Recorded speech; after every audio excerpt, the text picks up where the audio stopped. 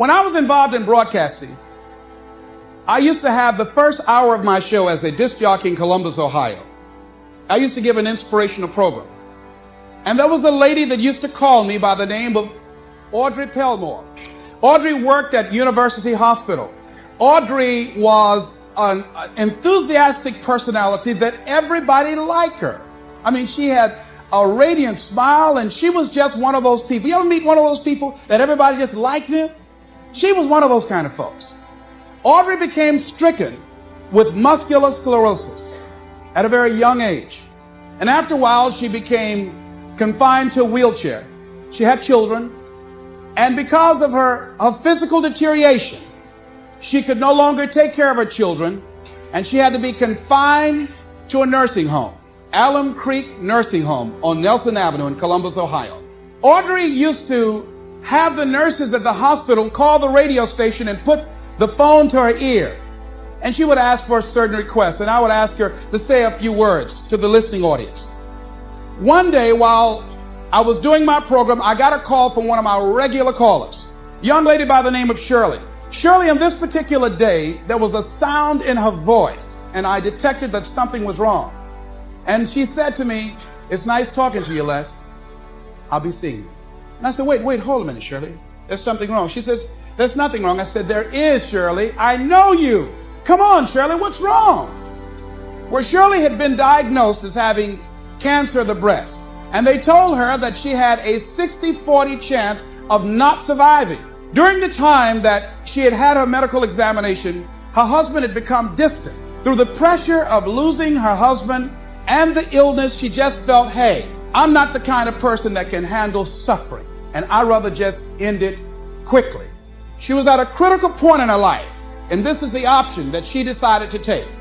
I did everything I could to discourage her, to give her a reason to want to go on living. I was trying to find something that she can hold on to that would give her a sense of hope, some thread. And I used scripture and everything. And one of my fallback positions, Lord, grant me the serenity to accept the things that I cannot change, the courage to change the things that I can, and the wisdom to know the difference. And she didn't budge. That did not work. And I was out of my arsenal of what can I do to hold on to her, to get her to change her mind, to create a shift in her thinking. And the thought came to me. I said, "Shirley, could you wait until tomorrow?" She waited for a long time before she answered. She said, "Why tomorrow?" I said, "Because if you wait until tomorrow, I'd like to take you by to see Audrey Pelmore. You remember Audrey that I talk about all the time on the air?" She said, "Yes, I like her. I would like to meet her." And she met me at the Alum Creek Nursing Home. And when we got there, we were both very silent because I'd made a pact with her that if this was not enough to discourage her from taking her life, then I would honor our agreement and I would just release her. And I was going to talk to somebody else to try and get her. I didn't tell her that. As we walked down the hall, I did not know exactly what to expect. I had not seen Audrey for some time. When we walked in the room, there Audrey was, all twisted and physically deformed. She had no voluntary use of her arms. She couldn't even fan a fly out of her face. She couldn't get up and move around. And we had to get close to her because her vision was blurred and she can't speak very loudly. And her hearing was somewhat impaired.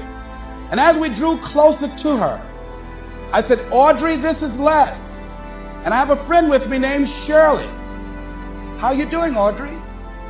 And with what strength she had, she said, "Better than good and better than most." And Shirley, I know as the tears began to form in her eyes, I know she had to be thinking that here this woman is. She's been on her back, a prisoner in her body for 17 years. She can't turn herself. She can't get up and go to the restroom. She said to me, "Les, I'd love to be able to get up and walk out of here with you. I'd love to be able to take care of my children, to be a mother to them, to see them graduate from high school." She said, "Les, I can't do that. And I'm doing better than good and better than most."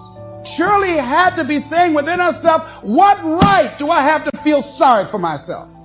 What right do I have to cry out, why me? And she decided and left there with a commitment that she wanted to live with whatever time that she had left, that she had no right to cut the time off. She had no right to do that. And she left there with a new determination, a new spirit about her. And that's something about what we have, that you have. There sometimes your options are frozen. See, Audrey can't walk out of a hospital. She did not have the capacity to take care of her children, but she had a freedom of spirit. And that's what we have wherever we are, with whatever hand that life has dealt us. We have the freedom of spirit. We can go through life whining and weeping, or we can have the kind of spirit that people will say, hey, there's a blessing to be around that person. The staff at the hospital used to go in her room to be encouraged and inspired by her, because she didn't feel sorry for herself. And she didn't go through life blaming everybody. See, a lot of people like to try and cheat. I was with a friend of mine, and we went into a service station to get some gas. They gave me back too much change. I discovered it down the road, and I was turning around going back. Guy said, "You're a fool. Hey, man, what when they don't give people enough change? You think they flag the people down?" I said, "I'm not responsible for them. I'm responsible for me." I went back and I told the guy, "Excuse me, sir, you gave me a $20 bill too much." I gave it to the guy. The guy just took it and walked away. Didn't say thank you. The guy in the car laughed, said, "I told you, you fool."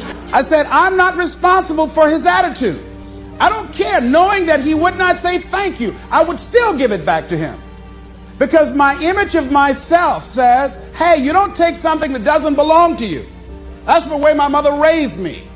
Don't try and cheat. Say, well, you know, this little bit won't count. Everything counts. A friend of mine was on welfare after going through a bad experience.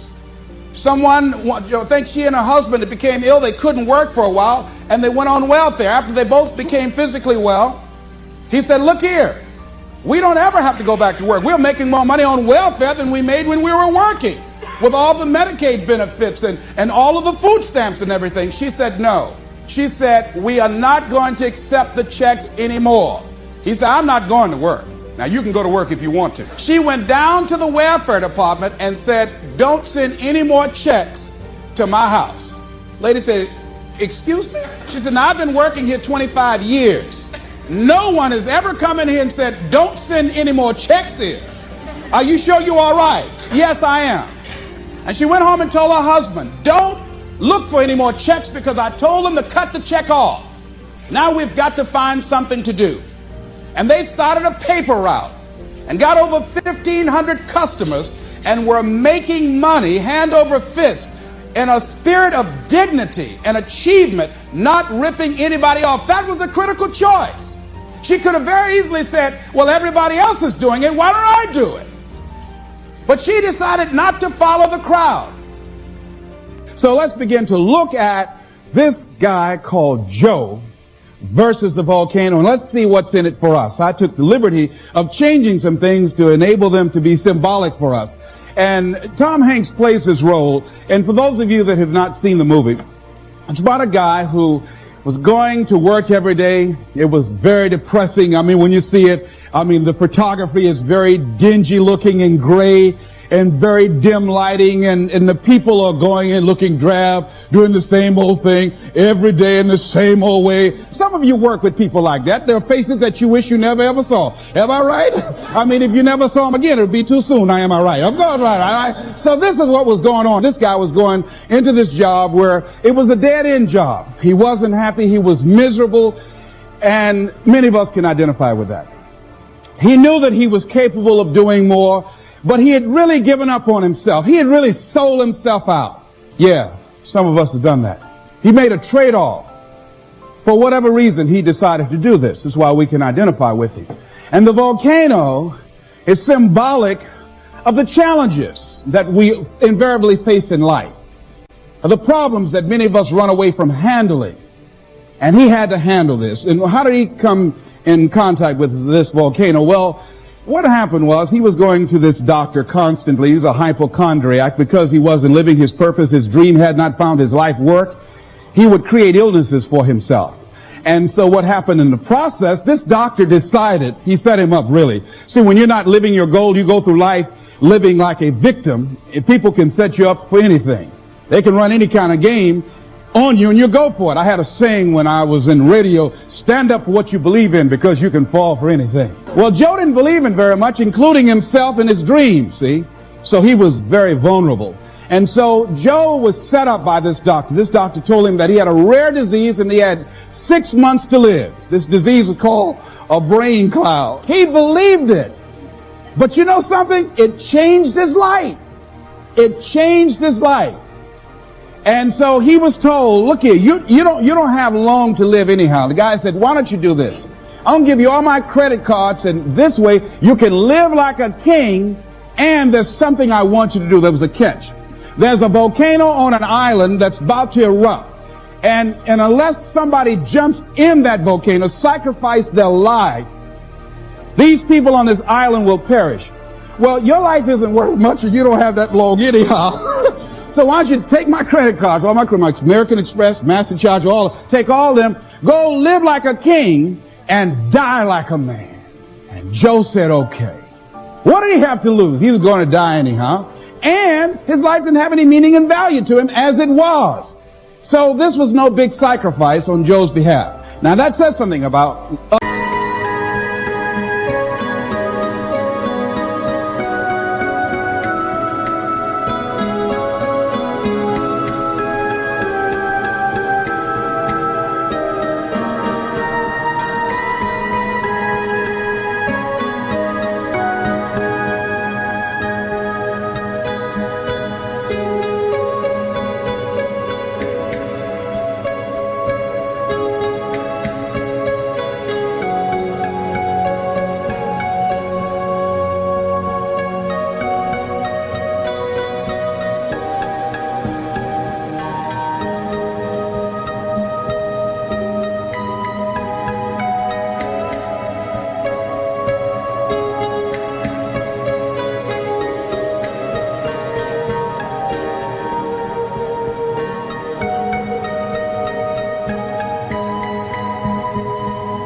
us, people, human beings, that when you have not structured your life so that it can have some meaning and value for you, that you'll be willing to throw your life away into anything. See, the volcano could be alcohol. It could be drugs. It could be a job that does not meet who you are. That you go through life, you're doing it so long, you're operating in this and you're acting out that role of mediocrity for so long, you think it's you. It could be a relationship that's no longer giving you what you want and creating dis-ease in your body. It could be any kind of circumstance, like in his work environment. It was toxic. It wasn't good for him. But he didn't have the guts to do anything about it, to act on it. So therefore, it was making him miserable. And as a result, he couldn't see the beauty of life. In fact, in the movie, see, they had in the concrete, there was a daisy growing up through the concrete. But people were so caught up in the depression and the gloominess of life, they couldn't even see the daisy when somebody just stepped on it one day. They couldn't see the beauty in life. See, that's what can happen to you in life, that you can get so caught up in the misery of it and the pain and the sickness and the depression and playing a victim and blaming everybody and everything rather than taking responsibility. It will blind you from seeing the stuff out there that's really beautiful. The builder. There was a man who was an efficient builder. He had worked for years in a large company and had reached the age of retirement. His employer asked him to build one more house. It was to be his last commission. The builder took the job, but his heart was not involved. He used inferior materials. Timber was poor, and he failed to see the many things that should have been clear to him had he shown even his normal interest in his work. When the house was eventually finished, his employer came to him and said, "The house is yours. Here's the key. It's a present from me." The builder immediately regretted that he had not used the best materials and engaged the most capable workers. If only he had known that the house was for him. If he had made a commitment with his life, with his craft, that I'm going to give my best at all times, even if this is my last job, I'm going to give it my best shot because that expresses who I am, he would have been more appreciative of that gift. Would you imagine that? I think that makes a very good point. Larry DeAndre, who I think is going to be one of the greatest motivational speakers around today, told me a story, a true story of a friend of his, that every day when he came home from school, when he would get to a certain block in his neighborhood, there was a neighborhood dog that would chase him. And that dog would start after him barking. Boy, he would run, just running from that dog every day. Finally, he just got tired of that dog chasing him every day.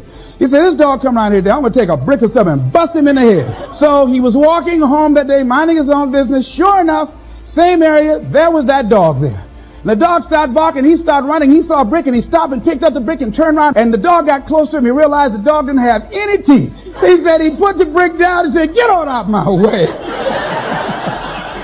And ladies and gentlemen, all our lives, many of us go through life running from things that ain't got no teeth to do us any harm. Haven't you been afraid to do something and then after you did it, you say, whoa, if I'd known it was this easy, I would have done it before. Haven't you ever had that experience? Raise your hand. Absolutely.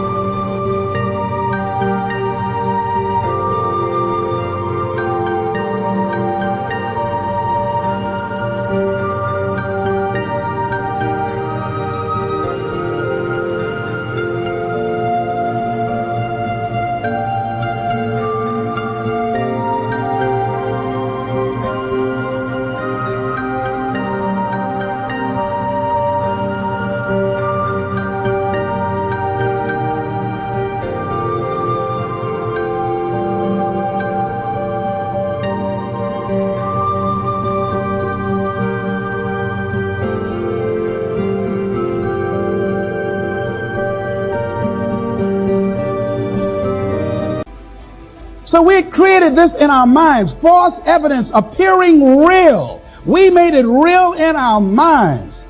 That's why Churchill said there's nothing to fear but fear itself. I remember the worst speech I had ever given in my life. I let someone exploit a fear that I had. For years I had a tremendous inferiority complex because I'm not college educated. And this person knew this. And she said, let me write this speech for you. You're going to speak at Ohio State University. Those people are very educated there. And they're going to know when you make grammatical errors. And they're going to know because of the substance of your speech that you are not literate. I care about you. I don't want you to embarrass yourself. So this person proceeded to write a speech for me. I had a speech in my mind. But this person was stronger than I was negatively than I was positive about my own thoughts. And I gave my power away. With my permission, I allowed this person to guide me to do something that I really didn't want to do. But I didn't feel enough inner strength and conviction about my skills as a speaker and the message that I had to bring to stick by my guns. And I got up there at the Ohio Union. And I read this straight speech and did not move and did not take my eyes off the page because I'm not accustomed to reading. And after I finished, some people gave me a standing ovation because I read it extremely well, and I was very tense and I was very nervous. But Boo was with me, and we've been together since second grade. And I didn't want to go on the side of the room where he was. I saw the look in his eyes. And another friend of mine by the name of Mike Williams, and I knew what they were going to say. And they had the look on their face like, what happened to you? And so I didn't go over there. I went over here where I could get some compliments. And these people were saying, you were very good. Oh, thank you very much. I wanted to be fortified before I got this whooping. So finally we were going to the car, and we got in the car, and Boo was trying to be as tactful as he could. And then he just said, that was the worst speech you have ever given. I said, oh, Boo, I know. Why did you read the speech? What happened to your spontaneity? You've always been an extemporaneous speaker. Les, why did you do that when she told me that they wouldn't accept what I said? Les, let them take you as you are. I gave my power away. Ladies and gentlemen, don't give your power away. You don't need anybody to approve your dream. It was given to you. If they can't see it, it's because it wasn't given to them. It was given to you. Hold it, nourish it, cultivate it, work on it. It's yours. It's your baby. Work on it until it comes into fruition. I gave away my power, and I said, I'm not going to do that no more. If you've ever given away your power, repeat after me, please. I'm not going to do that no more.